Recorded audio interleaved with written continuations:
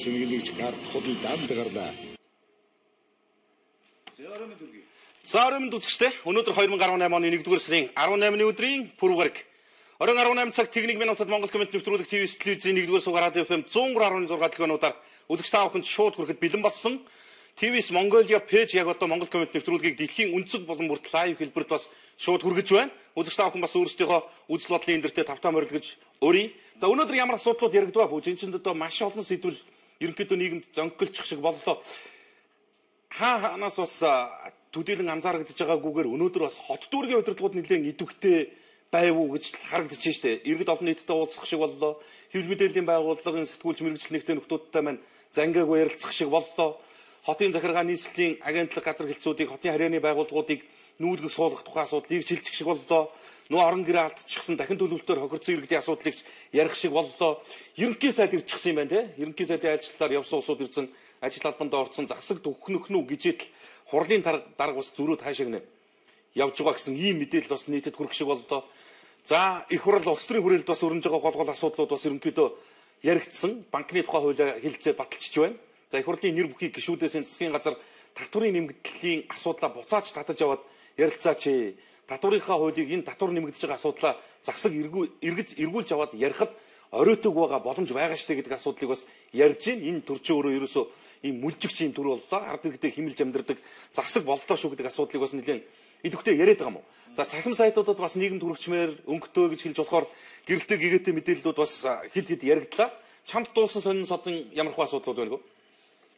За нийслэлийг ямар ч гэсэн яармаргүй нүүлгэн гэдэг юм ярьж ах шиг байна. Өмнө нь бол Батүр засаг даргын үед бол эн чинь ханы материалын тишээ Баян шүү нүүлгэн гэдэг юм зүйл ярьчихсан. Тэгсэн чинь одоо яармаргүй гэдэг юм асуудал яригдж байна. За энэ яг гаргасан мэдээлэл дээр бол оюутлогоо баяжмал нийлүүлэх гэрээний үргээ биелүүлэх боломжгүй болчих гэсэн нэг юм мэдээлэл байна. Эрдэнтийн агуулгад 205 тэрбум төгрөгийн бараа одоо ашиглагдахгүй хэвтэж байна гэдэг. Өнөө шахаал гэсэн үг. Шахаал хэвтэж байна. Тийм шахаа хэвтэж байна гэсэн ийм мэдээллүүд бас явж байлээ.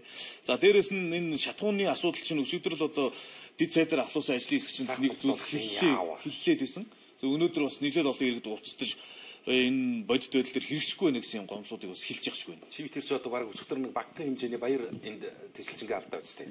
Шатхууны үн эргээд хэвэндээ орцлоо гэл ингээл за энэ зарим нь буулгахгүй нэгэ тухайн үед яригдчихсэн өнөө өглөөнөөс эхлээд бүх шатхуунд үгүй станцууд жигдэрнэ гэсэн яг тийм жигдэрсэн юм алга шиг л байна тий. Яг эсвэл одоо чаддаг юм хүчирдэг юм шийдвэр гаргасан юм бол тэрийг нь хэрэгжүүлэх дунд доод шатнд нь бас энэ төрлийн аль багчид ажилтдаг юм уу? Эсвэл гаргасан шийдвэрээ зүгээр шоудууд ихнөр ингээд лооцгончдөг юм уу? Одоо нэг сүүлийн үед чинь нэг юм попорн гэж нэг юм байгаад байгаа шүү дээ. Тийм юм байдаг юм ойлгохгүй. Өөрөөр хэлж байгаа нэвтрүүлгээ эхлэе дандаа. За. Монгол комментэд нэгтгэе. За, чиний микрофон болохгүй байх шиг байна. За, чи сольж гин үү? За, микрофоноос солиод. За. Задуучком сайт Номын хоолтон компани ерөнхийлөгч Баяр сайхан өвлийн олимпийн бампрыг бөөхөлсөн анхны монгол хүн болсон мэдээллийг онцолж байна. Хүндрэлт нийгмийн бэлэг тэмдэг болсон өвлийн олимпиад тунгуудахгүй хэлэх гэж байгаа. Бүгд найрамдах Солонгос улсад болох Пьончхон 2018 өвлийн олимпийн наадмын бамбар өмнө Солонгосын хотуудаар аялж байгаа. 2 дугаар сарын 9-нд нээлттэй хийх өвлийн олимпийн бамбар бөөхөлөх арга хэмжээнд Номын хоолтон компани ерөнхийлөгч Баяр сайхан оролцож өвлийн олимпийн бамбарыг бөөхөлсөн анхны монгол хүн боллоо гэсэн мэдээллийг Задууком онцолсон байна. За тэгээд энэгээр би ямар мэдээллийг хүргэх гэж байгаа гэхээр бас Монгол улс дэлхийд биш юм аа гэхэд твдээ хүлээн зөвшөөрөгддөг болсон юм байна. За бас энэ тэмцээн уралдаанд оролцох гээд эд бэлтгэлдээ гарчихсан зарим нь одоо төрүүлээд очичихсан байх шиг байна. Өвлийн олимпиад бас ирэх авсан тамирчид байж байгаа. Энэ тамирчдынхаа бас амжилтанд нь аз хүсье. За Америкийн нэгдсэн улс монголчуудад ажлын виз олгохоор боллоо гэсэн их сайхан мэдээллийг шуурхай мэн нүүр утсан дээрээ байршуулж. За дотоод хэргийн департамент тус улсад H2A, H2B гэсэн ийм визээр иргэдэн нэвтрэх эрхтэй орнуудын жагсаалтыг шинжилэн танилцуулсан байна. Энэ жагсаалтад анх удаага Монгол улс багтаж байгаа юм байна. Өөрөөр хэлэх юм бол тодорхой богино хугацаанд буюу улирлын чанартаагаар ажлын виз мэдүүлэх ийм нөхцөл боломж бас бүрдлээ гэсэн ийм мэдээллийг өнөөдөр шуурхай маань онцолсон байна гэдгийг бас тодотгоод уламжилчи. За энэ одоо бас ийм хорлонтой улсууд байдаг юм а мэдсээр байж байгаа. Нэвтрүүлэг тараад залгая шүү энэ одоо ажил дундуур бас албаар ингэж уцтаад хүн хорлож байгаа юм шиг нэг ийм хандлага байна. За шуурхай маань энэ мэдээллийг хүргэлээ. Улсын хурлын дарга Вьетнамыг зорж байгаа мэдээллийг олдон онцолж байна. Тэгээ Монгол улсын их хурлын дарга инх болт бүгд найрамдах Вьетнам улсыг зорж байна. Тэрээр энэ сарын 18-наас 21-ний өдрүүдэд Ханой хотноо болох Аз номхон 7 орнуудын парламентын чуулганы 26 дугаар уулзалтад оролцохоор явж байна. 21-ээс 23-нд бүгд найрамдах социалист Вьетнам улсын үндэсний ассамблеийн даргын урилгаар бас тус улсад аль бие усны айлчлалыг хийн гэж байна. За ингээд Аз номхон 7 орнуудын парламентын чуулга уулзалтад оролцох үеэр бүс нутгийн хөгжлийн хамтын ажиллагаа сэдвт хуралдаанд ихтгэл тавина гэсэн мэдээллийг олдон онцолж байна. Засгийн тэргүүн ирлээ. Зөрөөд хурлын дарга явлаа. Хурлын даргыг ирэх үеэр Монгол улсын ерөнхийлөгч бас гадаадд айлчлах ийм топ бас нийтэд танилцуулгач. Энэ найзууд маань яваад л байх юм бас төрийн түвшээ одоо явах л одоо нөгөө гадаад дотоодын улс орнуудтай харилцан хамтын ажиллагаа гэдэг олон асуудал яригддаг байх. Тэр хүрээнд явдаг л байх. Шийдэж ирж байгаа асуудал ажил нь ямархуу үр дүнтэй байдгийн бэ гэдэг зүйлийг нь бас өнөөдрөөс эхлээд нэхэж харж ярьж явахгүй болохгүй. Ямар ч байсан Монгол улсын ерөнхий сайд хүрэлцэх Солонгост айлчсан айлчлалаа 100% гэж дүгнэж байгаа юм байна. За тэр хүн бодоод тэр хүний айлчлалын баг бүрэлдэхүүнд оролцож явсан улсууд айлчлалаа бол 100% гэж дүгнэх үү 110% гэж дүгнэх үү гэдэг бол нэг асуудал. Ард иргэдэд чухам ямархуу дүн тавигдахаар байгаа юм бэ гэдэг нөхцөл байдал хандлага нь бас нэг өөр байдаг баг. Амьдралаасаа битгий хэд тасарч ажиллаараа гэдэг зүйлийг л загч хэлмээр байна. За өнөөдөр төрийн ордонд бас энэ банкны тухай хууль шинжилэгдэн батлагдсан. Тэгэхээр банкны тухай хууль батлагдахад одоо нэг ийм асуудал байгаа маа. Бид уг энийг ингээ хуулиар шийдчихсэн. Монголын парламент ерөнхийдөө 12-оос 16 онд ч гэсэн яг энэ хуулиа мөрдөөд ажилласан.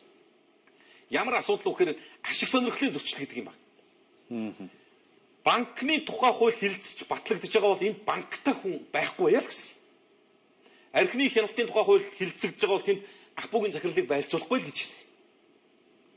Боловсролын салбарт одоо хуулийн шинжилгээ хийгдэж байгаа бол ихтэй сургуулиудын орчин нөхцөлтэй холбоотой ийм хууль эрх зүйн орчныг сайжруулахтай холбоотой ийм хууль төсөл арга хэмжээ яригдж байгаа бол тэр санхүүжилт шаардлагатай асуудлыг хилцэж байгаа бол энэ ихтэй сургуультай гишүүд суухгүй байя л гэж ярьсан. Ингэж шийдсэн өөрөө хууль юм. Цагаан дээр хараар бичсэн хүчин төгөлдөр мөрдөгж байгаа хууль. Өмнөх парламентод одоо миний санаж байгаагаар улсын хурлын гишүүн оюун орол, улсын хурлын гишүүн Бадман Имбогийн Бат Эрдэнэ нарын гишүүдийг чуулганы хуралдаанаас хөөгөө гаргачихсан. Яагаад гэвэл боловсролын салбарт ихтэй сургуультай холбоотой хөрөнгө оруулалтын хууль хилцэж хахад авраг дээд сургуулийг үүсгэн байгуулагч Бат Эрдэнэ гишүүн байж болохгүй. Отгон дэнгэр их сургуулийг үүсгэн байгуулагч оюун орол гишүүн байж болохгүй гэдээ ингээ гаргасан. Ийм асуудал юусоо байд. Одоо тэгсэн чинь ингээд одоо байгаа юм. Зарим юм дээр байна. Гишүүн бол та банктай мөртлөө ягаад банкны хуулийг батлахад оролцов. Ингээ хууль баталчих. Хууль батлахад нь өөрөө оролцоод тайлбар хийлээд явж байгаа. Энэ тайлбар мэдээлэл нь Зариг цэгийн сайт дээр бүрэн ихээр байна. Өнөөдөр яасан гэхээр ардсан нам цөөнх учраас тэр шийдвэр гаргах төвшөнд нь бас оролцож чадсангүй болтой юм. Хэрвээ олон байсан бол одоо банкны хууль шинжлэхдэгдэхэд энэ улсуудын үзмжээр асуудал шийдэгдээд явагдах ийм боломж бас байна шүү дээ. Одоо хуультай бол хуулийг хэрэгжүүлдэг, мөрддөг байя гэдэг саналыг би бас саяны энэ Заригийн мэдээгээр нийтэд дуулгаж байгаа. За банкны хууль батлагдахтаа ямар асуудлыг гол их олон зүйл залтууд өөрчлөлтөд шинжилгээ явьж байгаа. Ямар гол асуудлыг шийдвэ гэхээр банкуд дэргэдээ охин компани байгуулах хэрэггүй болчихж байгаа. Энэ бол маш том мөнгөний лобби хийдэг, маш том одоо бүлэглэлийн зохион байгуулалтаар ажилладаг, маш их хэмжээний төсөл хөтөлбөрийг банк өөрөө дэргэдээ охин компани байгуулж хагаад санхүүжүүлдэг энэ нөхцөл байдал хандлагыг өөрөөр хэлэх юм бол мөнгө угаадаг нэг том гол сувгийг нь хаажиж байгаа. Энийг бол өнөөдөр гоогоо онцолсон байсан. За энэ шинэ хуулинд бол маш олон зүйл залтууд байгаа. Надад одоо үнэхээр маш их таалагдж байгаа. Энэ надад таалагдахтаа гол нь биш. Нийтэд хэрэгтэй, маш ашигтай байж болохоор нэг том хувилбар хэрэгжиж батлагдж байгаа юм. Манай арилжааны банкудад бол үнэхээр боловсронгуй болгомоор, үнэхээр сайжруулмаар, үнэхээр хяналт тогтоомоор олон асуудлыг засцалмаар зүйлсүүд байгаа. Тэр болгон төгөлдөр шийдэгдээгүй ч гэсэн эхний ээлжинд банк дэргэдээ охин компани байгуулж хагаад тэр лүгээ тендерийн мөнгө өгч байгаа санхүүжүүлдэг энэ нөхцөл байдал бол зогсож байна. Гэхдээ мэдээж ингэ арга хэлбэрийн өөрчлөлт явах байлгүй амьдгүй аргатай гэдэг шиг. За ер нь бол цаашдаа арилжааны банкуд дээр ярих юм маш олон байгаа юм байна. Өрсөлдөөн нь их тод биш байдаг юм байна.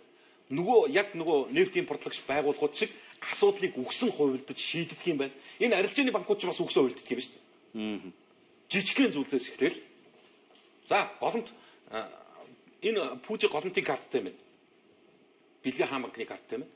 Пүүжи голомтын картаараа хаан банкны ATM-с мөнгө авах юм бол 500 төгрөгийн шимтгэл авчээ. Бэлгийн хаан банкны картаараа голомт банкны ATM-с мөнгө авах юм бол 500 төгрөгийн шимтгэл авчээ. Энийг үгсэн хувилдаа шийддэг. Танах жишээ нь одоо зээл гаргахтаа хэдэн үе татж байгаа. Нэг үе. Тэгвэл манайх бас ингэ явчих. гэдэг бүх одоо яг үнийг хэлэхэд энэ арилжааны банкуд ч бас тийм өгсөө урилдах зарчмаар ажилладаг гэдэг ийм иргэдийн гомдол ч гэсэн өнөөдөр бас энэ өргөдлийн банкын оронд ирсэн гэдэг ийм мэдээлэл байна лээ. За ингээд ийм асуудал бас шийдэгдсэн. За энэ сүүлийн үед бас олонний анхаарлын төвд байсан хэд хэдэн хэрэгүүдтэй холбоотой мэдээллийг шуурхаа онцолсон байсан. Шуурхаа дээр эхний ээлжинд бас даш зүгт 9 жилийн 20 хяд оноолоо гэсэн ийм мэдээллийг онцолж ирлээ. Энэ манай энэ өдөр мэдээллийн хөтөлбөр дээр бас орж ах шиг байна лээ тийм. Чингэлтэй дүүргийн эрүүгийн хэргийн анхан шатны шүүхт иргэн даш зүг буюу одоо нөгөө бидний хэлдгээр нөгөө дизимен гэдэг энэ хүнтэй холбоотой хэрэг хилцэгдсэн гэж байна. Түүнд эрүүгийн хуулийн ерөнхий ангийн 2-ын 8 дугаар зүйлийн 1 дахь хэсэг заасныг журамлаад 4 дахь 9 жилийн 20 хятыг оноож ийнгэн. За эрүүгийн хуулийн тусгай ангийн 12-ын 1-р зүйлийн 4 дахь хэсэгт хүчин гэмт хэргийг бага насны хүүхдийн эсэргүүцсэн энэ гэмт хэргийн удмаас хохирогч нас барсан болон 12 жилээс 20 жил хүртэлх хугацаагаар эсвэл бүх насаар 20 хятыг шийдэх нэ гэсэн заалт байдаг. Энэ хүрээнд бол нөгөө олон улсын тавьж дас зэвгийн бага насны хүүхдэд бэлгийн дарамт үзүүлсэн гэдэг асуудал дээр 9 жилийн 20 хял оноолоо гэсэн ийм мэдээлэл шуурхаа дээр байна. Шуурхаа дээр бас өнөөдөр бас энэ асуудалтай холбоотойгоор ямар хэрэг гарсан гэхээр 6 настай монгол охиныг хүчирхийлсэн Бангладеш ялаа хөнгөрүүлэхээр шүүхт хандсан ийм асуудлыг авч хэлцээд ялыг нь бол хүндрүүлсэн гэсэн ийм мэдээллийг нийтэд хүргэлээ. Бага насны хүүхэд хүчирхийлэх хэрэгт сүүлийн үед их гарсан. Тэгээ 4 жилийн өмнө буюу 14 онд Баянзүрх дүүргийн эрүүгийн хэргийн анхан шатны 2 дугаар шүүхээс ийм шийдэл гаргаж ирсэн байна. Архмен Атикур гэж байна. Бангладеш улсын иргэн 7 жилийн 20 хял сонсч ирсэн гэж тухайн үед яасан гэхээр бага насны охин буюу 6 настай Ж гэдэг охиныг хүчирхийлсэн. Ингэхдээ бол энэ үйлдэлийг удаа дараа давтан үлдсэн гэдэг ийм хэрэг нь баримтаар батлагдаад тэгээд одоо 7 жилийн 20 хял шийдгүүлжсэн энэ ядаа одоо хөнгөрүүлж өгөөч намайг ялаас хэлтрүүлж уучлж өгөөч гэдэг ийм хүсэлтийг дээд шүүхт хандсныг нь шүүх авч хэлцээд ялыг бүр хүндрүүлсэн байна. Одоо бас нэг даврлаа гэхэд одоо бас нэг давгийн орон дээр гарна гэдэг чтэй ийм юм болцсон. Энд чинь ерөөс нь нэг төр хяналтгүй хууль хэрэгжихгүй явж байгааг илэрхийлж шүү дээ. Нэртэй улстай олонний танил хүмүүс нь хүртэл ийм асуудалд ороод явж идэг.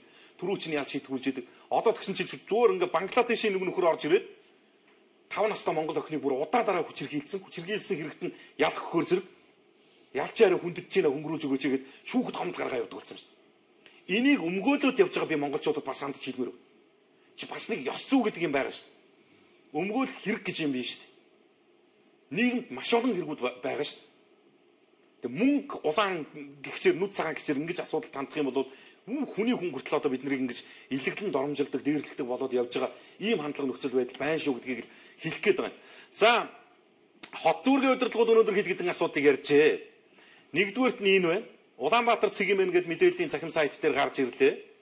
Ямар асуудал яригдсан гэхээр энэ бүтээн байгуулалтын ажил энэ чинь нөгөө замын цагтгийн уулзуур дээр шин гүүрэн гарцсан барина гэжсэн шүү дээ. Дүүжин гүүр барина гэд энэ ажил хийгдэхгүй шийдэгдэхгүй яваад байна гэдэг асуудал чи яасан гэхээр энэ газраа чөлөөлж өгдөг юм. Энэ бүтээн байгуулалтын бүсэд байршиж байгаа энэ байгууллагууд. Энэ яасан гэхээр Сүхбаатар дүүргийн 1-р хорооны нутаг дэвсгэр замын цагдаагийн газрын бар урд уулзуур Төмөр замын 406 дугаар гарам дээгүүр шинээр баригдах олон түвшний огтлцол бүхий гүүрэн гарцын ажлын газар чөлөөлөлт хийгдэж эхэлсэн. Бүгд найрамд Хятадаар улсын засгийн газар манай улсад олгох экспортын хөнгөлтөө зээлийн хөрөнгөөр баригдах тус замын нөлөөлөлд хүрсэн аж ахуй нэгжүүд газраа чөлөөлж эхэлж байгаа. За ингээд энэ Жастол, Шунхтаа, Таванбогд гэдэг энэ байгууллагууд бол газар чөлөөлөх ажлыг дэмжиж байна. Хамгийн гол асуудал нь юу гэхээр таах газраа чөлөөлж өгдөг. Багхан гэсгэр нь дайран өнгөрч байгаа юм. Тэгээ ийм сонирн болчихсон. Тэртээ тэргүй на паркийн чин газрыг мөнгөд хөрөхтөө нөхрүүд нь бүр хэдэн жилээр хувааж идээд дууссан. Одоо энэ нэг паркийн газарт эдэн суудсан. Уг нь энэ чинь нэг хизээ үлээ нэг бүүж нэг Монголын залуучуудын холбоо нэг паркийн газрыг чөлөөлье гэдэг нэг бүр аян өрнүүлээд ингэ явж байгаад хайчихсан юм а тий. Одоо тэгсэн чи эднэр чи юусоо шууд төрийн өмнөөс салавч гаргаж суудчихсан. Тэг газрын албаныхныг бүр доромжсон өмнөөс нь. Чаддгийн бол наа замаатаа барья гэсэн. Энэ замдыг бүр хий явах юм бэ.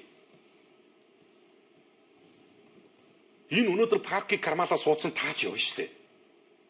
Төмөр замын фризер гэдэг байгаа одоо тэр замын цагдаагийн уулзуур чинь ингэж хийдэгдэн шүү дээ. Олон уулзуур огтлцолтой ийм давхар гүүрэн гарц хийх гэдэг шүү дээ. Ийшээ дандаа л боломжтой усуд явдаг шүү дээ. Нэг нэг хэлэхэд. Энд чинь үндсэндээ дандаа зайсан чиглэлдэг шүү дээ. Энэ зам манайх руу ш танах руу явнаа. Би тэр тэрбомтонд хандаж хэлж байгаа байхгүй юу? Энд чинь ингээд уршаага нөгөө Marshall Town одоо King Tower юу гэдгийг ингээд зайсан гэл явах тэр уулзуурыг чинь өргөдгөж шинжилж өгж байгаа ажил шүү дээ. Тэг төрийн хийж байгаа ажилдаа ингээд иргэн ийм асуудал ийм байдлаар бити хандаач гэдгийг би бас энэ ташрамд нэг үгэн дундаа дайгаад хэлчихье гэж бодож байна. Хоёрдугаарт нь бас нэг одоо нэг мөнгөтэй төгрөгтэй болцсон улсууд бас нэг юм үдсэн юм шиг байгаа ч. Паркд эзэн суусан улсууд бол үнэндээ балартал баяжсан шүү дээ. Эцэг бүхэл бүтэн тэнд бүр зочдлуудлын газрыг хүртэл паркийн газраас хэсэгчлэн зарж өгсөн шүү дээ. Энд хүүхдийн төв барина гэж хэлээд бүр намын байр барьсан хүмүүс хүртэл байдаг шүү дээ. Тэгээ одоо өнөөдөр нэг ийм асуудал дээр ингээд боогоо суучдаг. Энэ хөгжлөн байгууллагууд бизнес эрхэлж байгаа олон байгууллагууд ингээд энэ санаачлагыг чинь дэмжиж газраа чөлөөлөл явж байгаа юм байна шүү дээ. Тэгээ энийг одоо бүр одоо яамаар юм би болохгүй л одоо ч хууль байдаг бол алтан чөлөөлөх ийм арга хэмжээ байгаа үст. Жишээ нь энэ дэр нэг айл байсан бол яах? Билгээ хашаа барьчаад нүүхгүй суусан бол газрын алба ч юм уу тэр хууль гэнэлтийн байгууллага чинь бүр алтан чөлөөлж байгаа шүү дээ. Тэг ийм асуудалтай бас нэг жоохон нэг тийм үзэмжийн ялгаагүй ханддаг болооч л гэдгийг хэлэх гээд байгаа. Тэгээ энэ газрын асуудлаар одоо энэ дэр жишээ нь гэхэд яг хэлчих хэрэгтэй байна. Би маш олон удаа ярьж байгаа. Өнөөдөр би албаар энийг дахиж 5 хүн сонирдуулж байгаа. 1-р сарын 18-ны өдөр хүртэл энэ гомдлыг авч. Энэ паркийн газартай холбоотой баримт, нотлогоо, материал энэ газартай холбоотой энэ чинь ямар ч хууль эрх зүйн орчин байхгүй. Ямар ч хуулийн дагуу авсан 1 см ч байхгүй. Бүх асуудал нь хууль бусаар хийгдсэн. Одоо өнөөдөр төрд ингээд шантаж тавиад сууж. Энэ дээр бас нэг тийм иргэний зориг гаргаад хандах юм бол энэ мэдээллийг дэлгээд өгье гэсэн ийм төр захиргааны байгууллага байж байна. Иргэдийн төлөөлөгчдийн хурлын даргын намар сайхан бол энийг бүр ингээд 18-нд 22-нд гээд ингээд бүр 2 үе шаттай аян болгоод тэр санал гомдлыг авч хилцэх нэг хугацаатай дараа нь тэр хилцсэн санал үндэслүүдийг иргэдтэйгээ ярилцах бас нэг хугацаатай. Гэхдээ Монгол комитет ч гэсэн хамаагүй ингээд тогтмол хийгээд хаягла хүрээдэрл. Хин гэж хэрхэм ингээд төрийн хийх ажилд нь ингээд хүндлэн гэлтчихэд явуулдгүй гэдгийг энэ асуудлыг чинь ярилцъя л да зөмөр. Тэгээ энэ анализ цэгмийн сайт дээр бас энэ мэдээллийн тов дэлгэрэнгүй байж байгаа гэдгийг хэлье. За өнөөдөр бас хотын даргын нэг хийсэн ажлын гэр орооллын дахин төлөлтөөс болж орон гэргүй болсон иргэдийг хүлээж авч уулзсан. Одоо хотын даргатай уулзаад болохоо харин хурлын дарга дээр орчих. Арай нэг нааштай хариу өгж байгаа хүн энэ хурлын дарга.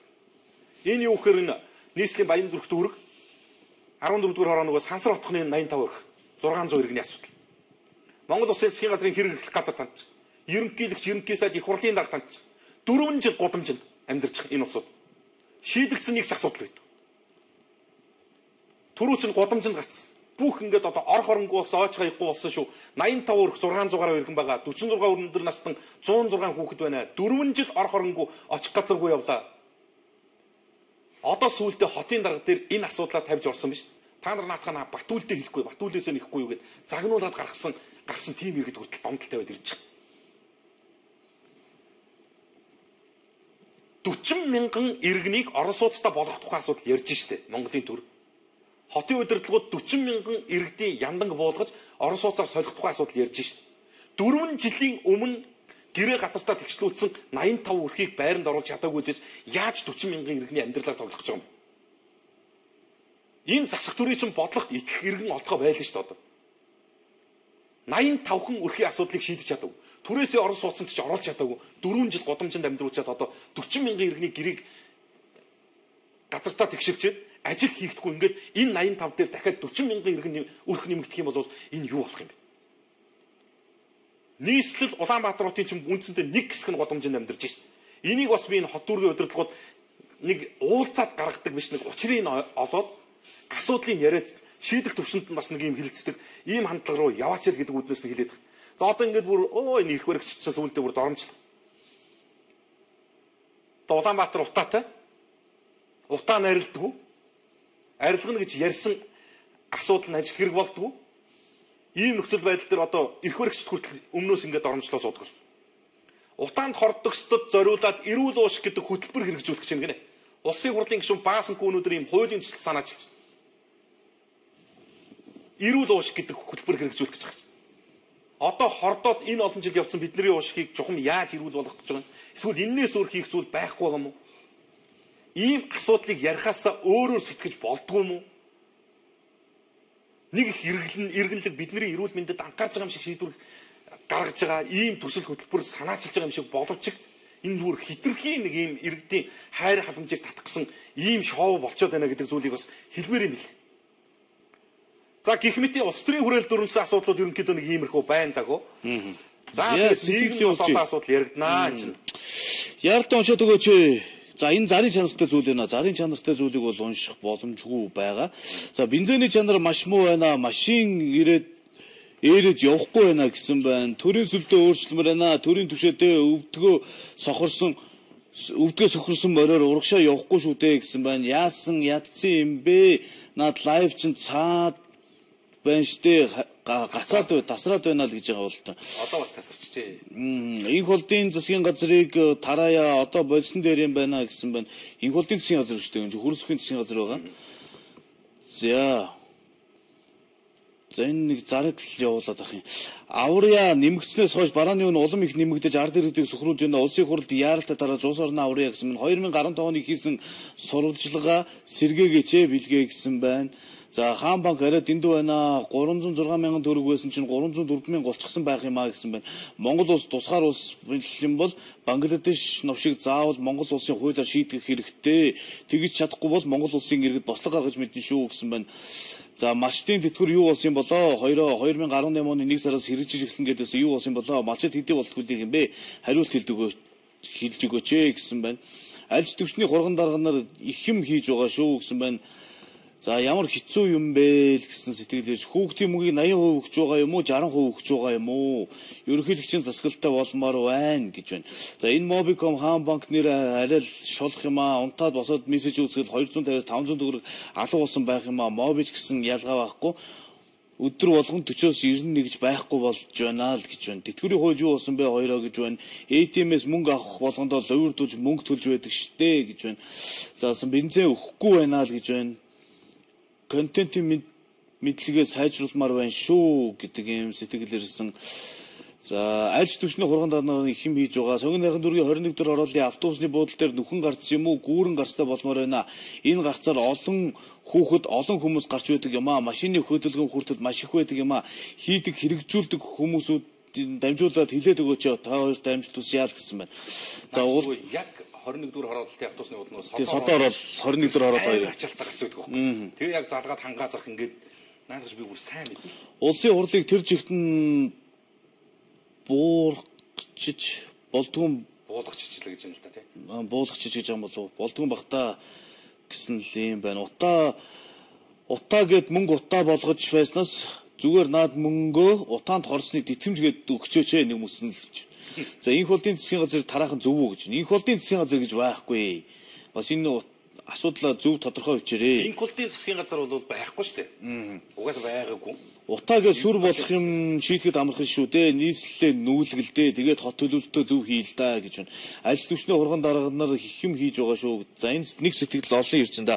Бензиний үнийг дагаад юмны үн нэмэгдээд байх юм аа л гэж 5 жилийн дараа уушигны эмч модонд орно бах таа гэж байна. Монгол улс тусгаар улс юм бол Бангладеш хүнийг заавал яллаараа л гэж байна. Банкуд яга татврын баримт өгөхгүй байгаа юм бэ? Зээлийн хүү гүйдгэний шимтгэл чинь татвар тооцох мөн шүү дээ. Бид буцаалтаа авмаар байна гэж байна. Монголоос хятад болон Вьетнамуудыг хөөж сэвлэмээр байна. Монголчууд баялгаа эзэмшиж чадаагүй байхад хятадууд Монголын газрын баялагийг эзэмшээд байхдаа яг тэ ард нь хэн байгаа вэ л гэж байна. 251 мянган төгрөгийн тэтгэвэр авдаг хүн 2 жилээр зээл авахд 108 мянган хүү төлж байсан. Сая 80 мянган төгрөгийн хүү төлж байсан. Нэг за ингээд сэтгэл нь ингээд доош уурсаад алгууллаа гэж. За 2-3% баримтыг 2-3% болгож өгөөч л гэсэн байна. За энэ бол тэгээ төрийн шийддэг асуудал байлгүй дээ. За баг өгдөг болсон нь их юм л гэж одоо харах байх л та. Баримтын чинь буцаа олголтууд энэ сарын 21-нд орно гэсэн шүү дээ. Сонгон нархан дүүргийн 19 дэх оронд барьлах Номтын ам компани барьж байгаа 240 айлын орон сууцаа баригдлаггүй 5 жил болж байна. Дахин төлөвлөлтийн нэрийн дор Сонгон нархан дүүргийн засаг даргын тамгын газрын захиалгаар баригдаж байгаа гэх тодтолтой нэрээ арай дэндүү юм а Сонгон нархан дүүргийн засаг даргын тамгын газар ажиллаа хийгээсэ гэсэн мэт. За энэ Номтын ам компани бин барьж байгаа барилга дээр би бас сурвалжлага хийсэн юм а. Комментийн мөрөөр нэвтрүүлгээр. Тэгээ одоо улсын хурлын гишүүн болцоод байгаа. Хуучин сонгон нархан дүүргийн иргэдийн хурлын дарга байсан. Хүн тодорхой хариултуудыг нас өгч ирсэн. Санхүүжилт нь яасан хийсэн гэх нэг баахан юм ярьжсэн. Одоо энэ үйл ажиллагаа бол ингээл зогсохгүй л шүү дээ. Үргэлжлэхгүй л шүү дээ. Юу шийдэгдэхэр юм яриаг. Одоо энэ яасан ч хэлээд бас нэг баахан л тайлбар шалтгаанууд явдаг юм бэл. За энэ сонгон архин дүүргийн иргэдийн төлөөлөгчдийн уралд засаг даргын тамгын газар ерөнхийдөө бас асуудлыг анхааралтай аваараа өнөөдөр сонгон архин дүүрэгтэй холбоотой маш олон гомдол, санал, шүүмжлэл, санаачлагууд бас ирж штэ. Энийг одоо улс төржүүлж ойлгож бодохоос илүүтэйгээр ажил хэрэг болох талаас нь бас ач холбогдол өгөөд явбал зөв зүйтэй болов гэсэн бодол байна. За ууд уурхайн салбартай холбоотой хэд хэдэн асуудал яригдсныг Эрдэнэт инфо цэгийн сайт дээрээс эхлээд онцолж, энэ уулын байжуулах Эрдэнэт үйлдвэрийн агуулгад одоогийн байдлаар 205 тэрбум төгрөгийн бараа байж гинэ. Энэ яадаг бараа юм гэхээр за бараа байж болно. Агуулгад байлгүй яг юм. Энд ч том үйлдвэр шүү дээ. Улсыг уршин чирж байгаа ганц гол үйлдвэр энэ зэргийн одоо жишээ нь нөөцтэй байхыг одоо хүлээн зөвшөөрөх гэж шүү дээ. Иргэний хувьд одоо энэ үйлдвэрээс нэг хувьцаа эзэмших гээд байгаагийн хувьд бид ч одоо хувьцаа эзэмших гээд байгаа шүү дээ. Гэтэл юу гэсэн нөгөө 205 тэрбум төгрөгийн сэлбэг бараа материалч ашиглагдах боломжгүй бараа байна. Үгүй та нар боддоо 205 тэрбум төгрөгийн маш олон нэр төрлийн бараа байгаа байхгүй. Ашиглагдах боломжгүйг мэдчихсэн юм бол анханасаа яах гэж авсан юм бэ? Ийм гачин тий. Ийм сон ий чин маш нарын диктатуртай маш өндөр хариуцлага хяналт шалгалттай ийм байгууллага шүү дээ. Ерөөсөө нэг ийм үеийн дарга нар нь юу хамаагүй чигчээдэг нэг ийм баг энэ чи усыг чирж байгаа ганц үйлдвэрээ хогийн зам шиг болгоцсон. 5 сая ширхэг бэлгэвч гарч ирсэн энэ үйлдвэрийн эсклатнаас. 3,000 ширхэг уруулын бодог гарч ирж ирсэн. Хэрэг хуучраагүй шүү дээ. Энэ болгонд хариуцлах хүлээсэн хүн байдаг. Засаг солигддог, дарга солигддог, өмнөх даргын хийсэн асуудал одоо өнөөдөр бидэнд хамаагүй гэж хэлээд хайддаг. Эн чинь хариуцлах хүлээхгүй манад одоо ерөөсө төрд нэг ганцхан тогтолцоо байна. Хариуцлагын ямар тогтолцоо хэрэгждэг юм бэ гэхээр зэрэг ажлаач чөлөөлөгдөх. Ингээ болоо. 205 тэрбум төгрөгийн ямар ч хэрэггүй новш шахсан нөхөр өнөөдөр зүгээр л ажилласаа гарцсан ажиллаа өгсөн штэ би гэж хэлээд явж байгаа нь амар том хариуцлага хүлээсэн юм шиг болж байгаа.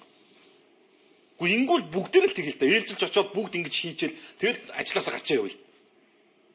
Тэгээд энэ ус чи яаж уршлах юм бэ? Энэ Эрдэнэт үйлдвэрт маш том потенциал байдгийн байна гэдгийг энэ мэтийн жишээнүүд харуулж байгаа байхгүй юу? Үнэхээр завсрын шахаа дамын 8 гэдэг юм эндээс алга болчих юм бол энэ Эрдэнэт үйлдвэрт маш том потенциал байна гэдгийг харуулж байна. Жирийн ажилчдын, жирийн уурхачдын амьдрал хуу ямар байгааг боддоо. Энэ үйлдвэрээр харьяалагдж байгаа хэдэн мянган ажилчид байна. Энэ үйлдвэрээс амьдрал ахуйгаа залгуулад явж байгаа маш олон одоо өөдөө дэшегээ дэвшиж явж байгаа маш олон сайхан залуучууд байгаа. Залуу халуун насаа энд зориулсан маш олон ах нар ихчнэр байгаа. Тэр усууд үйлдвэртээ нэг ширхэг харандаа оруулж нийлүүлж үзээгүй жахад зүгээр нэг намын томилгоогоор ирсэн дарга 200 хэдэн тэрбумаар шахацаа явчихдаг бол энэ юу гэсэн ч үгүй. Тэр уул уурхай салбар угаасаа улс төрчдийн тоглоом болсон гэдэг харагдчих. Одоо энэ оюутлогоогоо зогсооч. Оюутлогоо баяжмдаа экспорт гаргаж чадахгүй болсон. Яасан гэсэн чинь нөгөө хятадын жигсаал. Нүүрс зэс зэрэг ууд уурхайн гол бүтээгдэхүүний экспортод гаргадаг гол замуудын нэг болох ганц модны бомтод 420 гаруй хятад эсэргүүцлийн жигсаал зохион байгуулдаг. Энийг жишээ нь ойлгуулцаж шийдвэрлэж чадахгүйгээр энэ засаг салбар хариуцсан сайд яам тамгын газрууд шийдэж чадахгүйгээр хитгэн 7 хоногийн үргэлжлэл. Нэг нь хонкон дуурахаар дамран таг гэдэг шиг нэг асуудал нь шийдэгдэхээр нөгөөх нь болохоо үлждэг. Ийм байдлаар бид нар чинь яаж явах вэ? 150 км үргэлжилсэн урт цуваа энд үүссэн. Нүүрс орж чадахгүйсэн. Арай гэж энийг нэг шийдээд оруулсан чинь нүүрсээ буулгасан жолооч нар буцаад гарч идэж чадгаа байсан. Маш энгийн асуудал шүү дээ энэ. Бүхэл бүтэн оюу толгой гэдэг энэ том орд уурхай өнөөдөр зэсээ дэлхийн зах зээл рүү гаргаж чадгаа байсан. Ганц зам нь хаагдчихсан. Ямар асуудлын гэхээр зүгээр л энэ чинь нэг жолоочийн нийгмийн даатгал, эрүүл мэндийн даатгалын асуудал байгаа байхгүй юу? Тэр хятад компани төлөхгүй гэж байгаа бол Монголын төр төлөөд явж болдгоо юм уу? Төрд ажиллаж байгаа шүү дээ. Төрийн барааг тээвэрлэж байгаа шүү дээ. Төрийн нүүрсийг ачаал гарч байгаа шүү дээ. Төрийн зэсийг ачаа гарч байгаа шүү дээ. Энэ хятадууд ч зүгээр тийм л юм ярьж шүү дээ. Монгол жолооч нарын нийгмийн даатгалыг бид нар төлмөөргүй байна л гэдэг асуудал. Бид тэр энийг бүр ярьж ирсэн шүү дээ. Тэг юм болгоныг нэг амар их улс төржүүлж одоо нэг ийм байдал хүрж байна. За 5 секундын дараа сэтгэлдээ дуулгая. За тийм. Эрдэм до Монгол цэнгэлэгч гарт худалдаанд гарлаа. Unitel. За юу гэж нэхлээр налах дүүргийн цагдаа нар арай дэндүү байна л гэж байна. Яасан бэ гэсэн чинь хөдөөнөөс орж ирж байгаа машинаа угаагаагүй байна гэж торгож ийн гинэ. За иргэдийн зээлээ авахдаа гэрээгээ сайн уншиж бай. Та нар зээлээ авлаа, шууд л явдаг. Эхлээд гэрээгээ хар гэрээн дээр чинь бүх юм байгаа шүү дээ гэсэн байна. За налах дүүргийн цагдаа нар дэндлээ. Хөдөөнөөс орж байгаа машиныг угаасангүйгээ торгоод байна л гэж байна. Хувьцааны мөнгө аваагүй юмаа тэрийг авах боломж байдгийн бол уул гэж байна. За 500 сая долларын зээлд хатуу хяналт тавих хэрэгтэй. Утааг шийдэх амархан. Гэхдээ утаа бол өөрөө мөнгө Утааны асуудлыг шийднэ гэсэн шалтгаар 76 маань 5-7 унаж утаагүй зайсан гэ сайхан байруудад амьдарч байгаа гэж байна. Энэ дармаануудаас болж очирлож нэг бол хайж явсаар байтал анивчаад хицүүдлээ маргааш өглөө гараад явбал хаагур 92 гол бензин олдохгүй байна хоёроо гэж байна шүү. Энийг одоо яг үзэж байгааз. Одоо энийг бол нөгөө нөхдүүд харж явах хэрэгтэй юм шүү. За нөгөө хөрс өх ирсэн биш. Дахиад зээл аваад явлаа. Зүгээр айлчлал биш зээл авах гэж айлчилдаг боллоо. Одоо инх бол дараа хаашаа явчлаа гэд байсан бэ. Бас дахиад л зээл авах гээд байгаа юм биш үстэй. Хаврын 76 өр үндсээр нь авч явах хэрэгтэй гэж байна. За малчид тэтгэврт ямар шалгуураар орох вэ? Энэ талаар дэлгэнгүй тайлбарлаа судлаад өгөөч яа гэсэн байна. Паркийн газрыг хувьчлах за энэ ингээд сэтгэл доош яваад гэх юм аа. Сод Монгол бэлэн мөнгөөр түшихгүй карт нэхэж байна. Карта 5,000-аар шахаад байна л гэж байна. Солонгосын гэрээний хүмүүсийг хизээ бүртгэх вэ? 250,000 хүн улаан цэнхэр тасалбар эзэнгүү байгаа гэд байх юм а. Энийг сурвалжлаач хоёроо гэсэн. Энэ үнд цасны газар дээр чи яхахгүй л энэ ягаан цэнхэр тасалбартай хүмүүс өөрсдөө мэдхгүйгээр энэ чи бүр баг ноогдол ашиг ингээ бий болчихсон ингээд тэрбум төгрөг хөрөмтлөгдсөн байна гэж байна. Тэгээ 2-3 тэрбум төгрөг байгаа гэсэн юм яригдсан байлээ. Бас өөрснөө очиж судлаад үзэх хэрэгтэй байна. Шатхуун түгээгүүрүүдийн зөвшөөрлийг хураачгалдаа ядарч яваа хідэн хүний талх түгэж байгаа 8 нэр дэлгүүрүүдийн эрхийг хураагаад гүүгээд байдаг ядарснаа дээрлэх тогтолцоогоо болмоор байна. 76 хулгайч эрхийг нь түтгүүлзүүлмээр байна л гэсэн байна. За Говь Алтай аймгийн 3 дугаар сургууль Батул Тунгалаг гэр бүлийн 2 хүний мэдэлд ороод олон жил үдсэн билээ. За гэтэл өнөөдөр Тунгалаггүй ажилчдын хөдөлмөрийг олон жил мүлжиж ирсэн гэдгийг хүлээн зөвшөөрлөө. За энэ асуудлуудаа та бүхэн баримттай бичээрэй. Ямар ч одоо учир холбогдлогүй энэ хүн ингэж гэр бүлээрээ эзэмссэн тэгээд ингээ хүлээн зөвшөөрлөө гэд яаж хүлээн зөвшөөрсөн яаж одоо эзэмссэн тэр асуудлууд юм. Юусоо нэг пүүж нэг дүн төвхтэй юм ганц л юм байна шүү дээ манайх. Хитрхийн нам болцсон. Хараа энэ төрийн ажил хийх гэж байгаа бол нам гэдэг энэ амбиц хоош нь тавилт би хэлээд байгаа шүү дээ. Одоо сургууль удирдах чинь үү цэцэрлэг удирдах чинь хамаагүй нэг ихний ээлжинд тэр сургуулийн захирлыг цэцэрлэгийн эрхлэгч гэдэг албан тушаасаа илүү намчин гэдэг нэг ийм сони юм болчихсон. Тэгэл одоо тэр нь үнэн төгт ингээ солигдохоор тэр нэг үзэмжин таардаг. Тэгэл өвлөд эхэлдэг. Асуудал бол сая пүүж хэлээд шүү дээ. Баримт л байх хэрэгтэй байхгүй. Энд чи ингээд бидний хөдөлмөрийг шулаад байгаа маа. Ийм төгрөгний цалин авахаас ингээд идээд байгаа маа гэдгийг гаргаад ирвэл одоо хамаагүй шүү дээ. За бүхэл бүтэн 3 сая хүнтэй Монгол улсын эсрэг 400 гаруй хужаа зогсоход Монголын үйл ажиллагаа зогсож байна шүү дээ. Юу болж байна л гэж байна. Бид ядуу байхасаа ичих хэрэггүй юм аа. Харин эх оронч бас ахуй боддог их зангаас л ичих хэрэгтэй гэж байна. За сайн байна уу? Эрдэнэтийн 10% л хувьцаа өгөх гээд байгаа юм биш үү? Иргэний хөдөлгөөнөд Твлийн баг хурал хийсэн энэ талаар бас ярьж тайлбарлаж өгөөч л гэсэн юм мэдээлэл байна. Эрдэнэтийн 40% асуудлаар ярьж байлаа. Тэгээд би одоо сая тэр нэг яриад байна шүү дээ. Тэр урд үүсэж байгаа тэр хил дээр үүссэн байгаа нөхцөл байдал. 490 хятад иргэн л тэнцэгсэж байгаа. 490 хятад иргэн жагссан байхыг Монголын төр шийдэж чаддгүй. Бүр зарим юм арайд эндүү заяа. Тавьж байгаа асуудлууд нь инээдтэй. Гэхдээ эн чинь бид өөрөө төртөө шүү дээ. Дахиад цагаансаар өнгөрнө. Хятадууд биднийг гоё шүү дээ. Угаасаа л гойдог шүү дээ. Барилгын сезон ороод ирэнгүүт вокзал дээр на хожаанаар ч богоноор буудаг шүү дээ. Тэн дээр нь хаалт тавиал зогсолтой зөмөр. Чадна шүү дээ. Энэ чинь манад барилга дээр ажиллах залуучууд өчлөө шүү дээ. Тэднэрт нь барилга дээр ажиллах зах зээл байхгүйгээр Солонгос руу явж байгаа шүү дээ. Үнэн нөхцөл байдал чинь шүү дээ. Тэгээ төр юм бол нэг төр шиг байдаг энэ чинь нэг бас нэг ард иргэдийнхаа талд бас ажилтдаг нэг юм үгүй ядсан төрөөс чинь жоохон ч гэсэн эх оронч үзэл харагддаг л баймар байна. 490 хожаад ингээд базуулсан байж байгаа дүр واخгүй бид нар. Тэгээ бүхэл бүтэн дэлхийн хэмжээний том уурхаа тэнд бүтээгдэхүүнээ гаргаж чаддаг. Хувийнх нь ч тэр хувьсгалынх нь ч тэр явж чаддаг. Ийм нөхцөл байдалтай болсон байж байгаа. Тэгээ хятадын төр засагт хатуу гэдэг юм билий. Хатуудаа тэгээд одоо тэр жагсаал цуглагыг эмхэл зохион байгуулж чадахгүй л байв гэж дээ. Тэр чинь цаанаас нэг юм байгаад цаанаас юм хэлээд байгаа шүү дээ. Наадуудаа ингээ нэг жоохон шоглоодхоо. Наа монголчуудыг нэг жоохон шоглоодох. Наадууд ч сая ингээ 150 км урт байсан цуваагаа оруулсан шүү.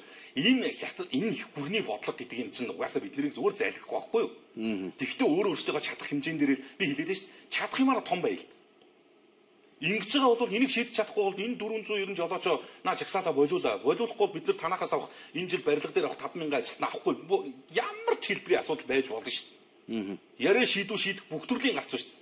Тэгээ одоо эн чи юу юм гэхээр бидний амар сул дорой гэж харуулдаг байгаа байхгүй. Би Монгол бол ч хүссэн үедээ хөдөлгөж болно. Эдгээр арчаагүй шүү дээ эдгээр. Манайх нэг 400 гаруй жолоочоо жагсаачихтал наадуулчихсан алийг галтдаг шүү дээ. засах нь жайгаад ирж чаддаггүй. Наа чин тэр хилийн бомбын удирдлагууд шийдэж чаддаггүй нэгээс айлангаа алддаг байхгүй юу байж. Одоо инээд нь хүрч байгаа шүү дээ яг үнийг л. Сони юм. За өртөө хүн өөдгүү гэдэг чинь тэгэхээр өртөө ус яндаа өрөө нэмээд л тавиад авах юм а гэсэн маань. Сайн хоёроо дэтгэврийн нас нэмээд авахаар залуучууд нь яах юм бэ гэж байна. Миний комментиг уншаад ч гэсэн байна. За та болж өгвөл сэтгэлээ дахиад явуулаарай. Та хоёрын яриад байгаад үр дүн алга байна л гэсэн юм ирж байна. Замын үүдийн гайлын авилга хэрээс хэтэрлээ. Цэнхэрийн тасалбарын ноглыг яаж мэдэж болох вэ? За жирэмсний 40-ыг өгөх юм болов хилээд өгөөч л гэж байна. За энэ бүгдийг та бүхэн бас халамжийн газраас устдаад асуух хэрэгтэй. Халамж тэр төрчин танд үйлчлэх гээд үйл салин бид болоод уг нь яг пүүжийн үнийг хэлэхэд манай мэдээллийг л амжуулаад байгаа юм шүү дээ. Мэдээллийн хөтөлбөр яг үнийг хэлэхэд энэ ард иргэдээс асууж байгаа асуулт нь чадахыг хүрхийнхаа хэмжээгээр л одоо хариултыг авч өгч байгаа шүү дээ. Тэр нөгөө ээжүүд эхчүүдийн 50,000 төгрөгийн асуудал, нөгөө жирэмсний 40,000-ын тэтгэмж, нөгөө бензин шатхууны үнийн асуудал одоо манай мэдээний багийн хурж болох тэр хэмжээгээр л ажиллаж нэг зүйл хэлээд байна шүү дээ. Битэрийн шүүмжлэлээс үр дүн үзэгдэхгүй байна. Битээр үр дүн үзэх тийм субъект нь биш. Би нэг зүйлийг маш тодорхой ойлгомжтой хэлээд байгаа шүү дээ. Энэ бол иргэний эндэр. Олон нийтийн үгийг энэ төрчин төв талбай дээр ч сонсч чадхаа болцсон юм аа. Тэгээ байгаа боломж чинь энэ юм аа, энийг ашиглаач гэдэг үүднээс уриалаад өдөр болгон тэр Монгол комментэд нэгдцээ гэж дуудаж жагаад ингэ хийж байгаа чинь тийм очиртай. Битээр бол юу гэдэг хорооны иргэдийн уралдаж төр төлөөлөл сонгогдоогүй. Нэг ч удаа сонгуульд нэр дэвшиж үзээгүй. Улс төрийн болоод ямарваа нэгэн төрийн албан тушаал байхгүй. Нэг ширхэг асуудал ажлаас үр дүн үзүүлэх чадамжгүй ийм хүмүүс. Ганцхан асуудал байна. Би харин энэ эрх баригчдыг одоо ийм бодмитийн энэ гишүүдээс харин сүүлийн үед үзэгдэж байгаа нэг хандлага нь юу гэхээр Монгол комментиг эдгээр өөрсдөө үздэг юм уу, эсвэл туслахуудаараа хянуулдаг юм уу, Монгол комменттэй байнгын контакттай болчиход байна. Яг л ерөөсөө өөрсдөө нь холбоотой асуудал яригдан гутал маргааш нь ингэж нэг юм дарамт ингэж буцанд ирж идэг юм болсон. Тэгэхээр би бол юу гэж хэлж ирэхээр үг үзэл бодлоо зүгээр цензургүй илгээ. Наадуул чинь тодорхой төвшөндөө үздэг юм байлээ. Тэр битгийг л үзэгчд Монгол комментиг төрийн ордноос хүртэл явуулаач гэдэг ийм санал тавьж ирсэн. Тэг шаардлагагүйгээр наадуул чинь өөрсдийнх нь муу хэлэх юмд бол эмзэг ханддаг учраас үздэг юм байлээ. Энэ л байгаа юм. Яг үр дүн гаргах усууд нь бид бишээ. Чадахгүй юм чинь бид тийм шанс алга шүү дээ. За бид өөрсдөө хинтээч нэгдэж чаддгүй хамгийн ойр хоёр хөрстөө ч үнэн хүндгүй байж хаа хоолын хоёр солонгосыг нэгдэхгүй санаа зовоо заварлаад байдгийг болцгооч гэсэн байна. Машины шинэ номер авахд хуучин торгуул байх юм а энийг яах вэ гэсэн байна. Чи одоо бодлоо манай хурлын дарга Ханоид очиж бүс нутгийн хөгжлийн асуудлаар илтгэл тавина гэж шүү дээ. Өөрийнхөө ямар хөгжүүлчихэд тэгээ одоо Ханоиг очиж хөгжүүлэхээр ярих гэж байгаа мэдэхгүй. Би бол мэдэхгүй зүгээр Ханой Улаанбаатар хоёрыг харьцуулахад зүгээр мэддэг болсууд нь мэдэх байлгүй. Вьетнам Улаанбаатар хоёрын хөгжлийг тэгэд Вьетнам орныг ингэж хөгжүүлэх боломж байна гэдгийг л одоо манай хүн ярих гай үжихээр хүн өөрөөсөө ичихгүй байхад би ч дуусанд нь өмнөөс нь ичих гэдэг ийм л байгаа юм. Энд яриул уг нь ярих асуудал их биш үү? Энэ хөсгөх оронд чинь. За Петроосоос бусд нь яагаад шатхуунаа зарахгүй байгаа юм бэ гэсэн мэн 40,000 өгөхгүй гэж байна лээ гэсэн мэн. За энэ нөгөө түрүүний асууж ирсэн үгэнд хариулж өгч байна. Наад хэдэн талаач нар чинь албаар ингэж шүлжээ тасалдаг байхаа гэсэн байна. 8% талаар мэдмээр байна. Ард түмнээ бодооч ээ. За бензин олох гэж одоо колон гэсэд хамаг шатхуунаа зарцуулаад л явж байна даа л гэж байна. Айлын өгсөн бэлгнээс татвар аавна л гэж гих байх шүү. Бэлгэнд авсан оймсоо нэг гих хүнд гайхуулж их ил өмсөж димил байх чимээг хүүхэн цааш нь хийсэн дээр шүүл гэж байна.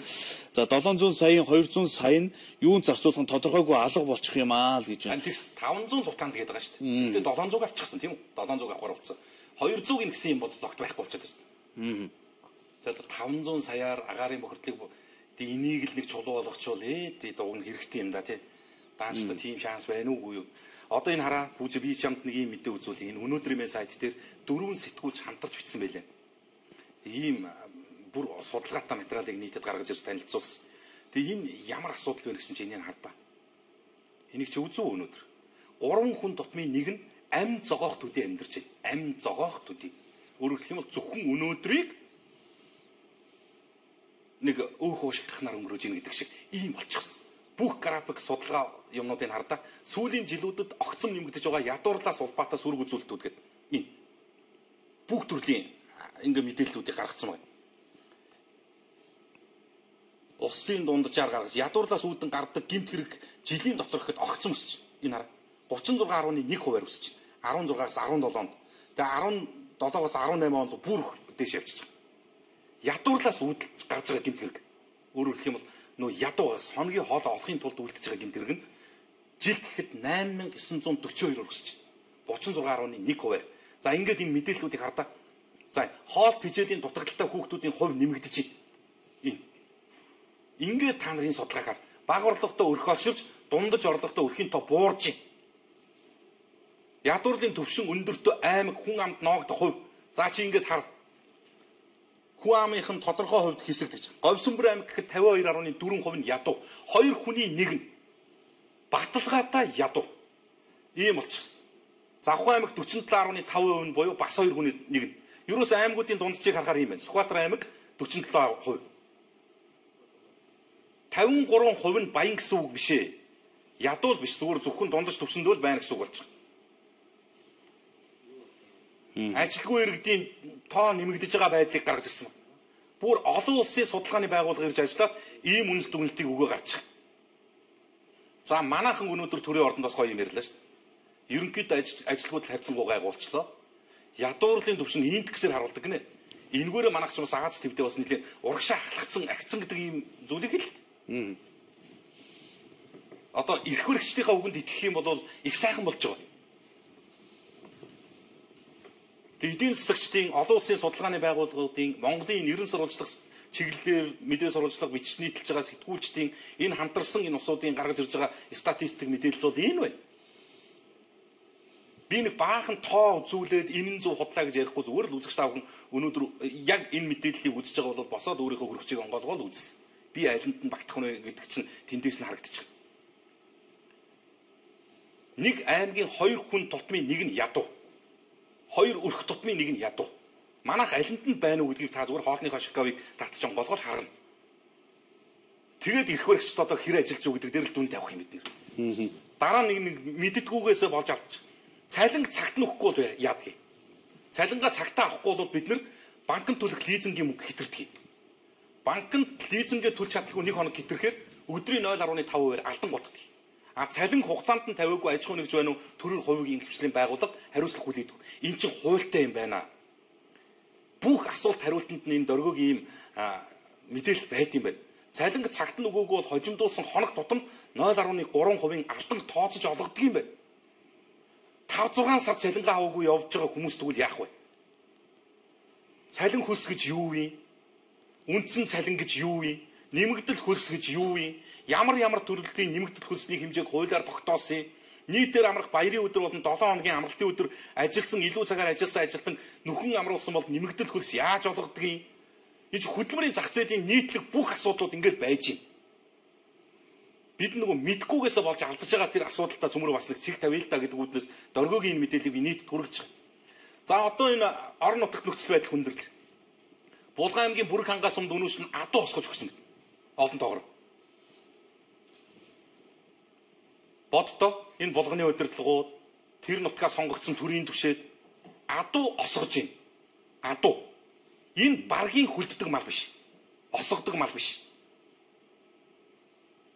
Тэгээд энэ цочир хүүтрэл энэ цагуурын нөхцөл байдал чинь ямархуу болж байгаа гэдэг дээр зөмөрөө бас нэг жоохон нэг тийм нэг ухаалаг хандаад энэ хідэн малчд руугаа нэг багч болов анхаарал хандуулахгүй үнэхээр нөхцөл байдал хүндрэлтэй. Би нэг жишээ зүгээр булганы бүрэг хангаад адуу хүлдэж өгчээ гэдэг мэдээг л хэлж байгаа. Орон даяар ерөнхийдөө чангачлаа.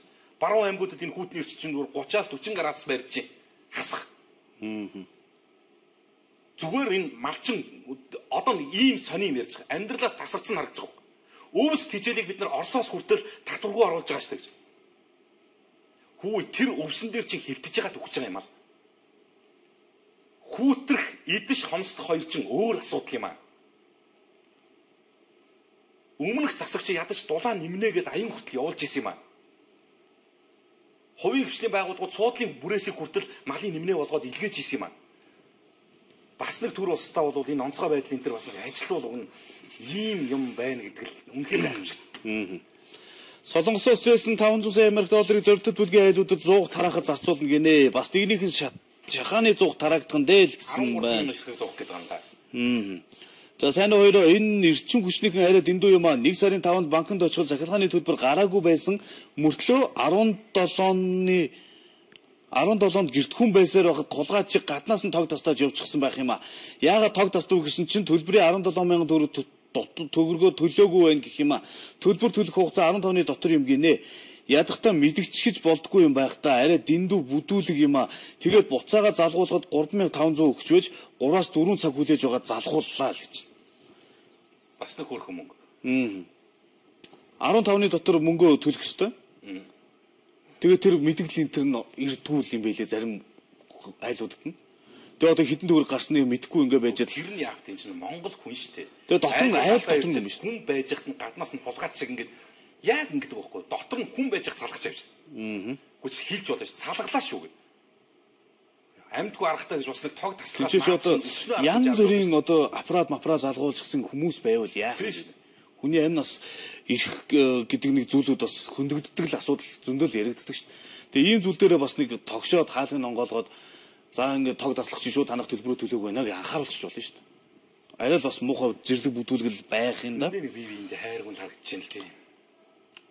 За яасан бэ? Эрдэнтийн тухай тайлбарлаж өгвөл сайн байна. 10% нар түмэн гээд 39% нь буцаагаад өнөөл хитэн төвөрс нь авчих гээд байгаа юм биш үү гэдэг юм зүйл яригдаж байна. Чи өнөөдөр яг за энийг гэхдээ өнөөдөр цаг байхгүй болчихлоо. Ерөнхийд нь хэлэхэд Эрдэнтээс бид нар хувьцаа эзэмших юм.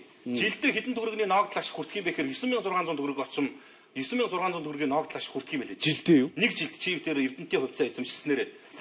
Тэгээд зүгээр энэ хэрэгтэй мүү гэдэг зүйлийг л цөмөрөө эрүүлэр ярий. Ядж байгаа ядарч байгаа гэхэд бас түмнээ ингэж доромжилж болдог төр байдаг юм уу гэдгийг бас асууя. Хувьцаа эзэмшүүлэх гэж байгаа чинь бүгдээр ингэж уулгалан дэмжсэн шүү дээ. Жилийн 9600 төгрөг чи сарын хэдэн төгрөгийн ногдлоо шиг. 1000 төгрөг хүрэхгүй шүү дээ. 900 хэдэн төгрөг. Сард 900 хэдэн төгрөгийн хувь хүртэх гэж Эрдэнтээс бид нар хувьцаа эзэмших юм бол энэ ямар хэрэгтэй. Харин 3 сая 200 мянган иргэний тэр 9600-ыг чинь нийлүүлэх юм бол нэг том бүтээн байгуулалтын болчдөг юм шүү. Тэгэл ерөөс нэг хувийн хөвшилтэй шүүхтэр маргаан тавгаа асуудлаа давж ялж гарахын тулд иргэдэд таалагдахын тулд хувьцаа гэдэг зүйл чихэн дээр нь цэцэг ургуулж байгаа асуудал л. Тийм л юм болж байна хөө. За өнөөдөр чинь лайв гэж чинь сайн амар гацаатай иймэрхүү явчлаа. Их ч олон сэдв юмар ярьлаа да. За өнөөдрийн хувьд бол бас үзэгчд маань асуудалд бас лавхгийнхээ хонор хандна үз. Их олон зүйлийг л ярьж хэллээ. Би өнөөдөр бас энэ Олимпийн анхны авраг Бадарууган руу итгэж чимээгүй гадуурхал гэдэг энэ нийслэмэн дээр бас нэг тийм бидний зүгээр миний дотор бодогдож байгаа нэг юм бодол байдгийг.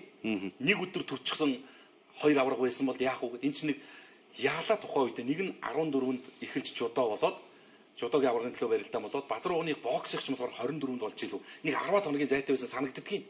Энэгээр их гоё нийтлэл бичсэн байлээ. Нийслэлцэг юм л ороод үзэх юм бол бас нэрээ бидний чинь бас нэг тийм сонин зан эндээс харагдах юм байна лээ. 18 цаг 48 минут найруулагч тохиог аль хэдийн өгцөн байна. Тэгээ өнөөдөр Монгол комментэд нэгдсэн нийлсэн асуултын одоо Солонгос улсаас хүртэл сан сэтгэл ирж штэ өнөөдөр тийм.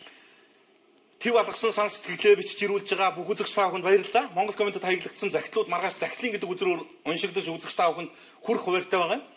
Баасан гарагийн Монгол коммент 18 цаг тэг минутад энэ өндөрлөөс үзэгч та бүхэнд хүрнэ. Нэгдч нийлж сан сэтгэлээ бичсэн талархлаа илэрхийлье. За. Монгол комментэд нэгдсэн. Эрдэм Монгол